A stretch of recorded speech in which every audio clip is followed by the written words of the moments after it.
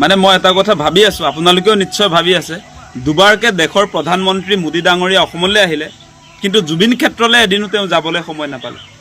আগতে দুদিনীয়া কাৰ্যসূচী লৈ তেওঁ দুদিন থাকি গ'ল, তাৰ পাছতো এদিনো নগ'ল। আৰু যোৱাকালি আপোনালোকে দেখিলে যে বাগৰুম্বাক যি বিশ্ব ৰেকৰ্ড কৰিবৰ কাৰণে এটা অনুষ্ঠান পাতিছিলে গুৱাহাটীৰ সৰুসজাই ষ্টেডিয়ামত, তাৰ পাছতো তেওঁ আচলতে সময় অকণ উলিয়াই সেই 20 কিলোমিটাৰ দূৰত থকা আপোনাৰ কমাৰকুছিলৈ তেওঁ যাবলৈ সময় নহ'লে, সোণাপুৰৰ জুবিন ক্ষেত্ৰলৈ তেওঁ যাবলৈ সময় নহ'লে।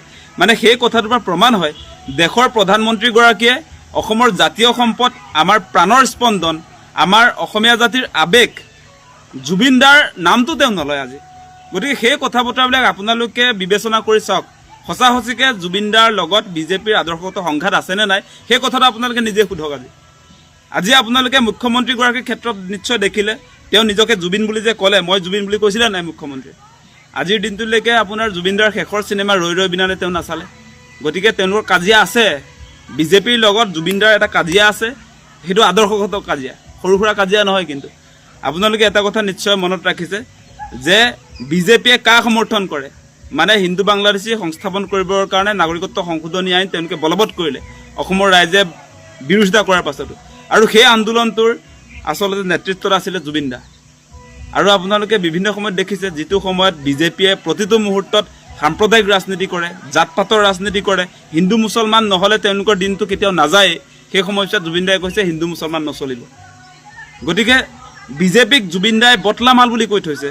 গতিকে সেইকাৰণে মানে প্ৰধানমন্ত্ৰীৰ পৰা মুখ্যমন্ত্ৰীলৈকে জুবিন দাৰ প্ৰতি মানে যি ধৰণৰ তেওঁলোকৰ দৃষ্টিভংগী, সেই দৃষ্টিভংগীটো কেনেকুৱা আমি বুজি উঠিছোঁ এতিয়া।